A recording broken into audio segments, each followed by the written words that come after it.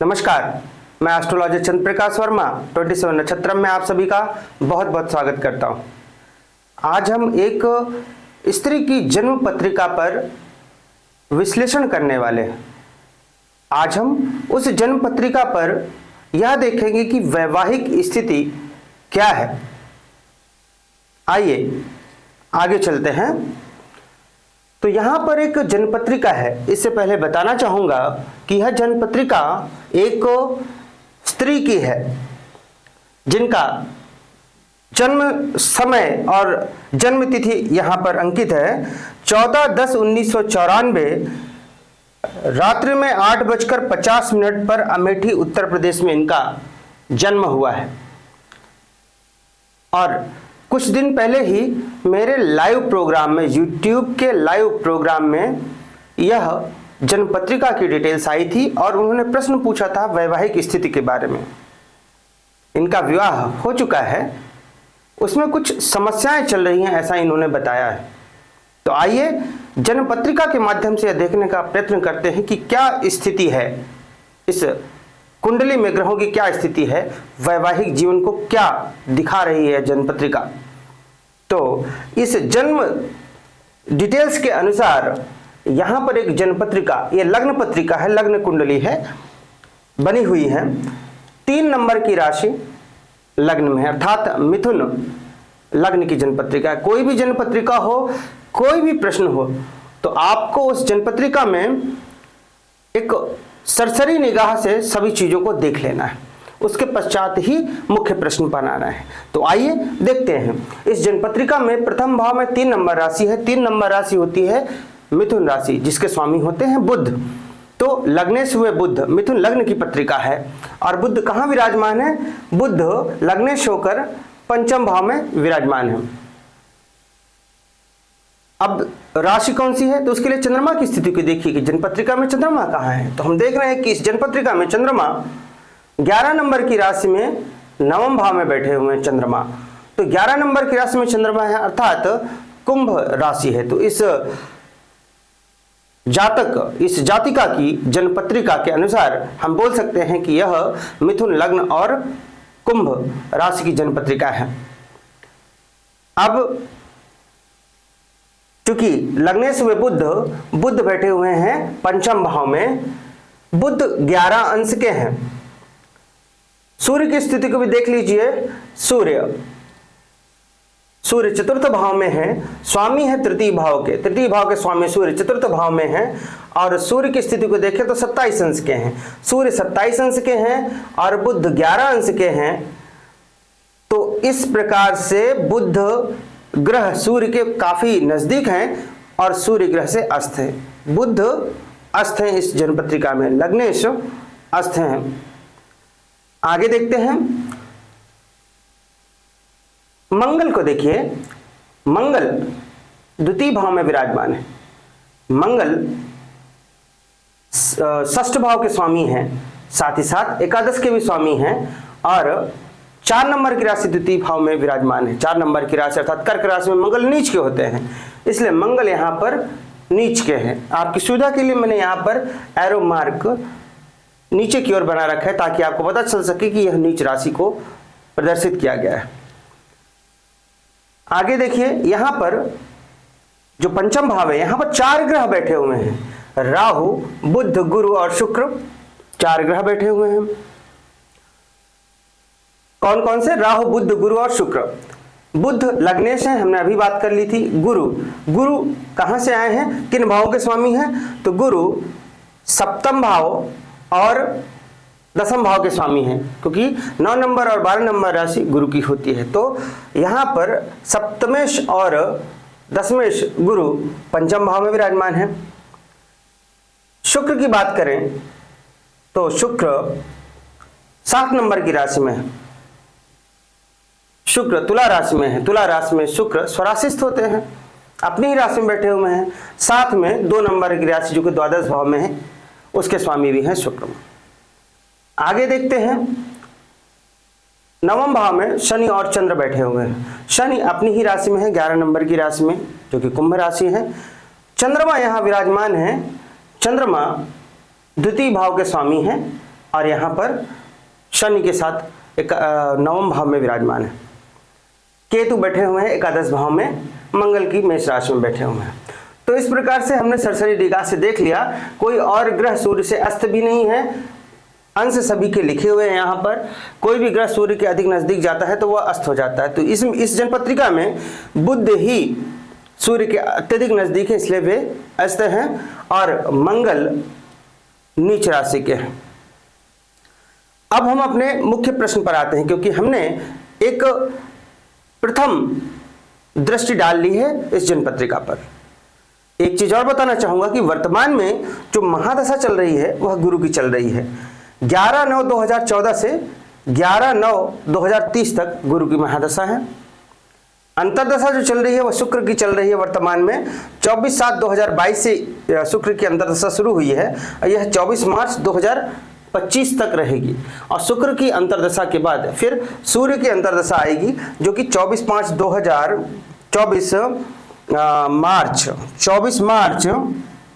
2025 से 10 जनवरी 2026 तक रहेगी। अब अपने प्रश्न पर आते हैं। प्रश्न है वैवाहिक जीवन के बारे में। तो वैवाहिक जीवन किसी भी जनपत्रिका में देखना है तो आपको क्या देखना है, आपको सप्तम भाव देखना है। सप्तम भाव के स्वामी अर्थात सप्तमेश की स्थिति को भी देखिए। आपको कारक शुक्र को देखना है, ये विवाह के कारक ग्रह हैं, इनको देखना है। अगर स्त्री की जनपत्रिका है तो कारक गुरु भी होते हैं, इसलिए शुक्र और गुरु दोनों को देखना है। या यदि जनपत्रिका स्त्री की है तो यह स्त्री की जनपत्रिका है, तो इन चीजों को देखना है कि सप्तम भाव में कौन से ग्रह हैं, किन ग्रहों की दृष्टि पड़ रही है, सप्तम में किस स्थिति में किन ग्रहों के साथ बैठे हुए, कौन से ग्रह उस पर दृष्टि डाल रहे हैं, कारक ग्रह शुक्र और गुरु की स्थिति कैसी है, कहाँ बैठे हैं, किन ग्रहों के साथ है, कौन से ग्रह दृष्टि डाल रहे हैं। और साथ में हम देखेंगे महादशा और अंतरदशा भी हमें देखना चाहिए, और गोचर की स्थिति को भी देखना चाहिए। यदि हम वर्तमान समय या जिस समय भी चाहते हैं कि उस समय कैसा होगा वह देखना चाहे, तो हम गोचर की स्थिति, घटनाओं का समय जानने के लिए हमें गोचर की स्थिति को भी देखना चाहिए।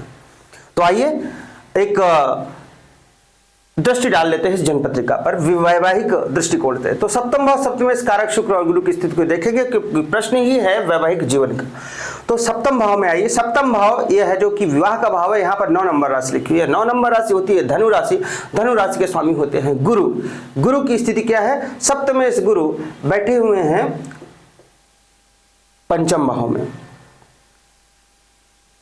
3 अन्य ग्रहों के साथ, राहु बुध और शुक्र के साथ सप्तमेश गुरु विराजमान है। सप्तमेश का पंचम भाव में जाना लव रिलेशन की संभावना को भी दिखाता है। आगे देखिए, सप्तमेश यहां पर बैठे हैं राहु बुध और शुक्र के साथ। अब देखिए सप्तमेश राहु के साथ बैठे हैं तो यह भी लव रिलेशन को दिखाता है। शुक्र भी सप्तमेश के साथ बैठे हैं, लव रिलेशन की संभावना बन रही है।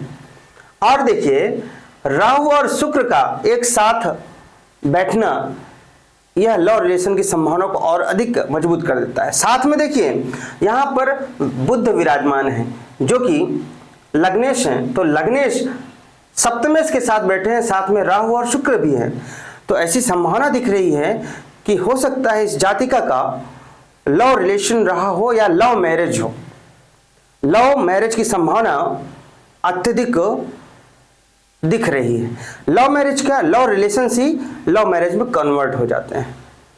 तो यह एक सामान्य सा हमें प्रथम दृष्टि में दिख गया कि लव रिलेशन की संभावना हो सकती है, लव मैरिज हो सकती है। अब तो हमने अभी देखा कि सप्तमेश गुरु हैं, गुरु यहां पर विराजमान है पंचम भाव में, बुध राहु और शुक्र के साथ बैठे हुए हैं। सप्तमेश पर किसी ग्रह की दृष्टि है क्या? सप्तमेश में कोई ग्रह नहीं है, यह खाली है।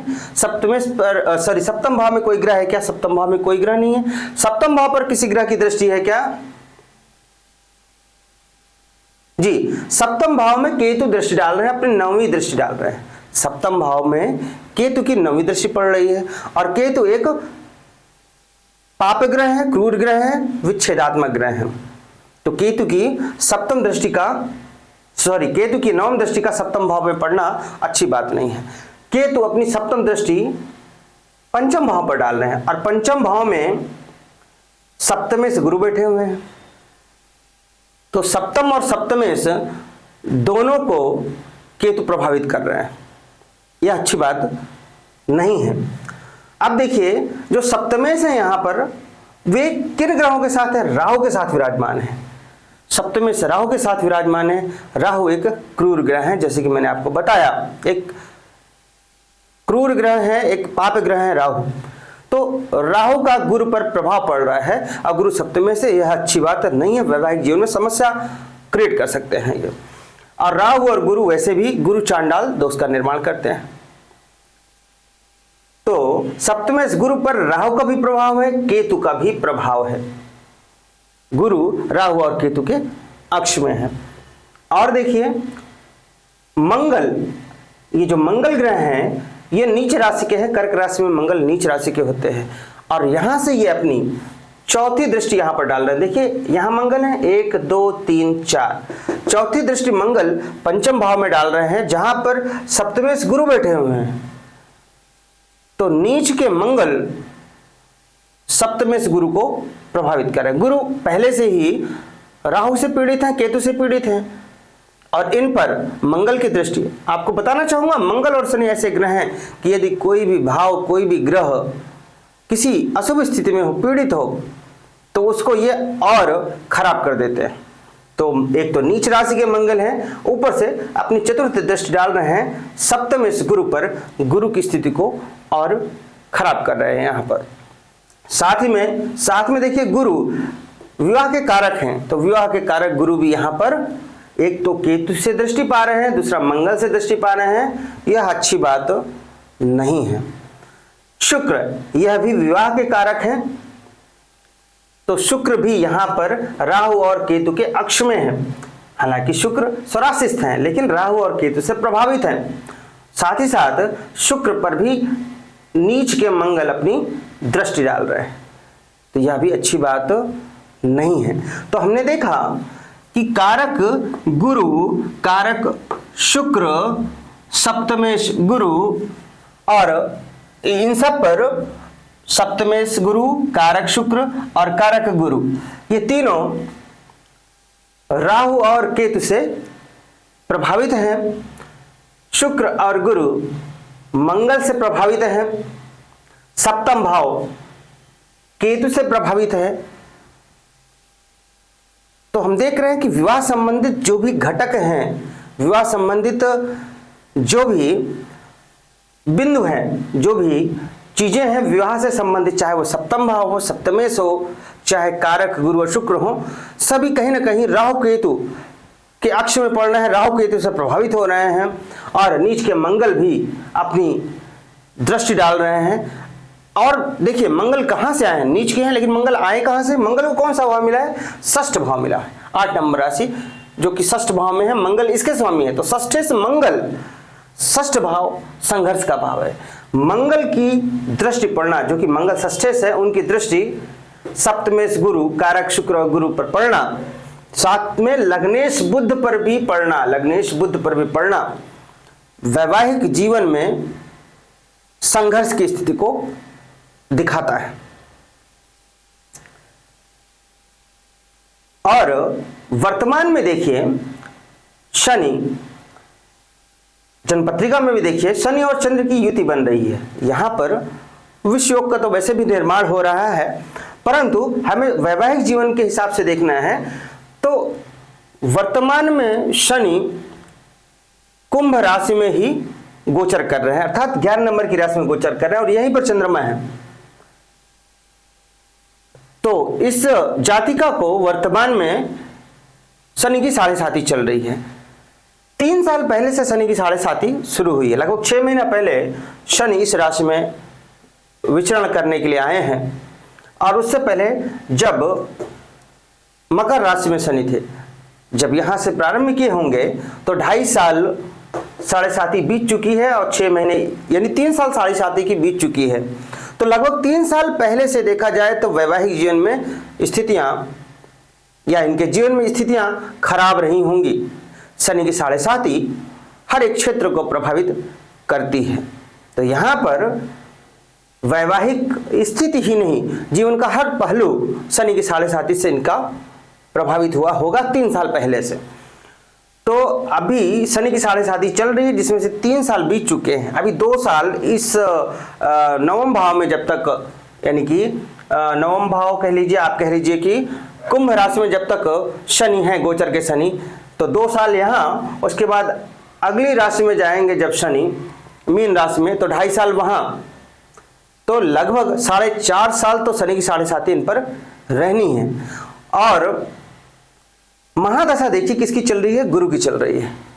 गुरु की महादशा है, विवाह के कारक हैं गुरु सप्तमेश भी हैं, अच्छी बात है, विवाह के कारक है, सप्तमेश है, इनकी महादशा चल रही है। पंचम भाव में भी हैं, ये भी अच्छी बात है। परंतु गुरु राहु से, केतु से पीड़ित है, मंगल से पीड़ित है, तो पीड़ित ग्रह की महादशा चल रही है। शुक्र की अंतर्दशा चल रही है, शुक्र भी विवाह के कारक हैं, अच्छी बात है। शुक्र यहां पर पंचमेश है, यह भी अच्छी बात है।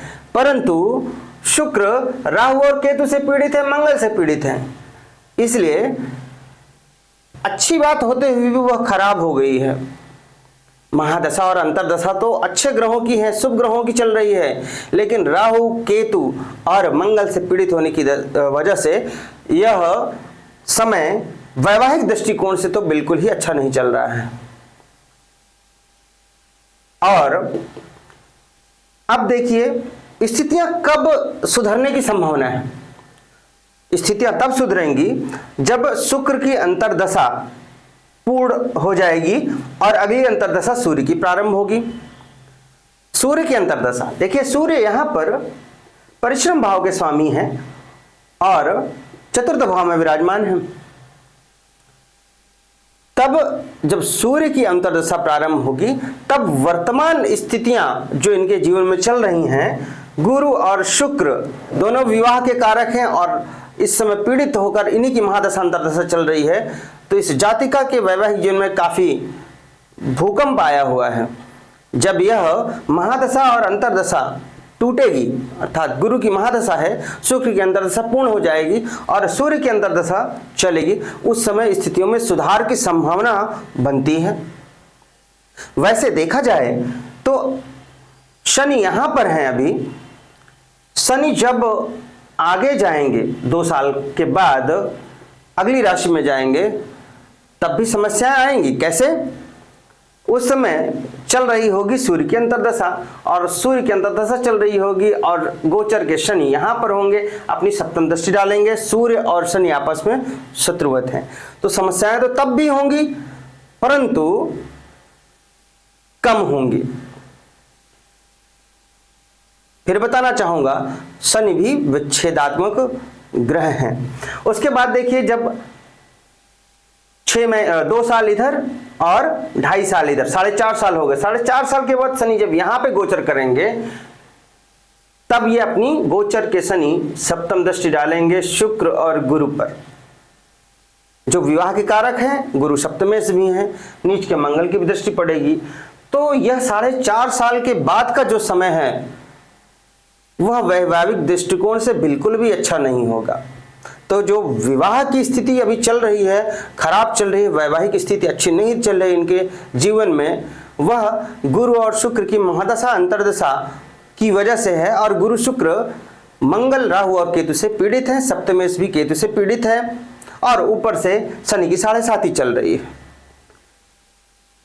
अब जैसे जैसे शनि आगे बढ़ेंगे, तो यहां तो फिर भी ठीक है, लेकिन जब शनि एकादश भाव में जाएंगे, इस जनपत्रिका के अनुसार मेष राशि में जब विचरण करेंगे, तो उसमें अपनी सप्तम दृष्टि डाल रहे होंगे डायरेक्ट गुरु और शुक्र पर। शुक्र और गुरु विवाह के कारक हैं और गुरु इस जनपत्रिका में सप्तमेश है, तो वह स्थिति थोड़ी भयावह हो सकती है। तो यहां पर इनको कुछ उपाय कर लेना चाहिए, स्थितियों में सुधार संभव हो सकता है। क्या करना है? गुरु और शुक्र इनको बलि करना है, इनके मंत्रों का जाप करना है। गुरु का मंत्र है ओम ब्रह्म बृहस्पते नमः, और शुक्र का मंत्र है ओम शुम शुक्राय नमः। इन मंत्रों का प्रतिदिन 108 बार इनको जाप करना चाहिए। राहु और केतु का दान करना चाहिए। राहु और केतु संबंधित वस्तुओं का शनिवार के दिन इनको दान करना चाहिए।